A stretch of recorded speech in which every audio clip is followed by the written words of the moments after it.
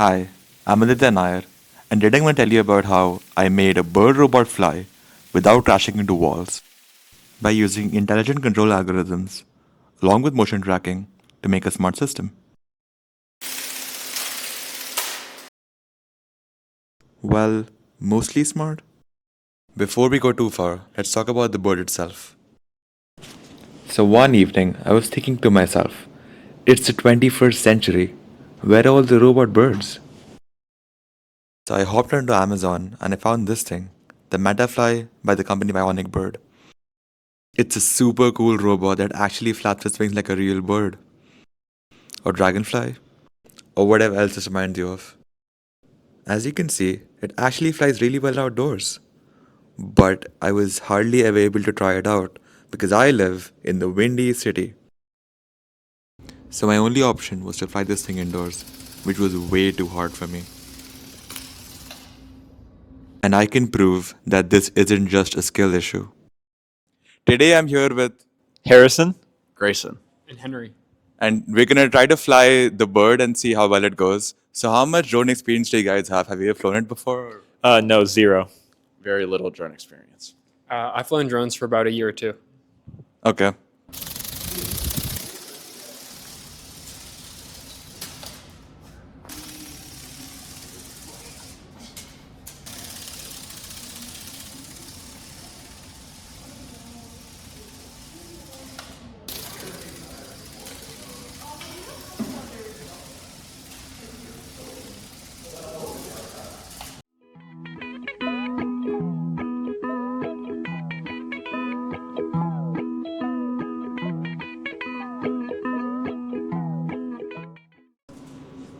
It was very difficult to fly, especially in such small quarters.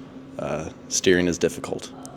The bird was really challenging to fly, especially to maintain any sort of altitude and fly without crashing.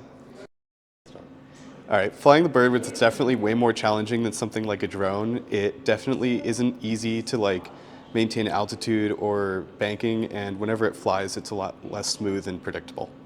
So, how did I go from this to this?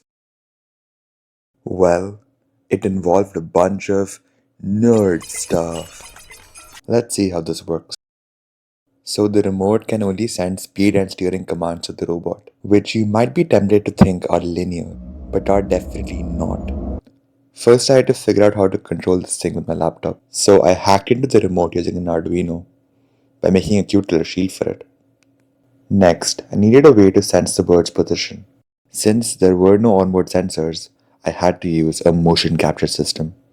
The standard markers for this are actually too heavy for the bird to carry. So I made my own markers using retroreflective tape and styrofoam balls. And finally, the bird's brains were written in C++, Python and ROS 2.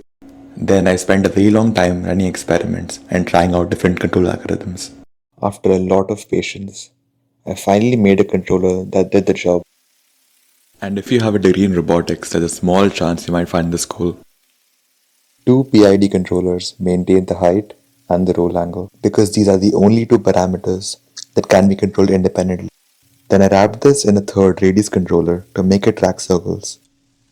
But over time, the bird would drift because of wind due to the air conditioning.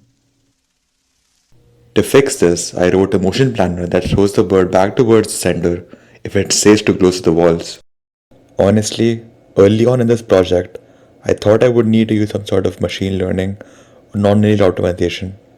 But I think it's really interesting that I didn't need to, even though this is such a complex system involving soft elements and fluid dynamics. This really goes to show how effective simple controllers can be, as long as you know exactly what you need to control. So here's a plain clip of the bird flying for 2 minutes straight.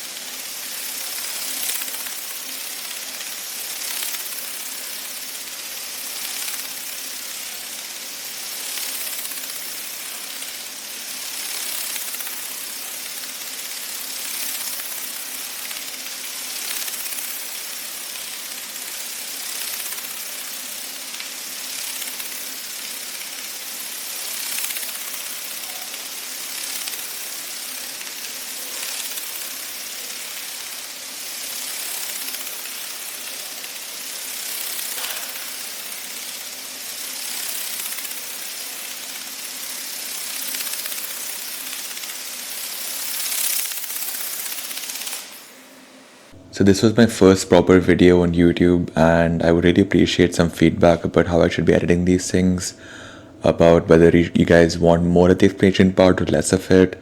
Put that down in the comments below, and thanks for watching. Have you just been doing this all day, recording silly videos?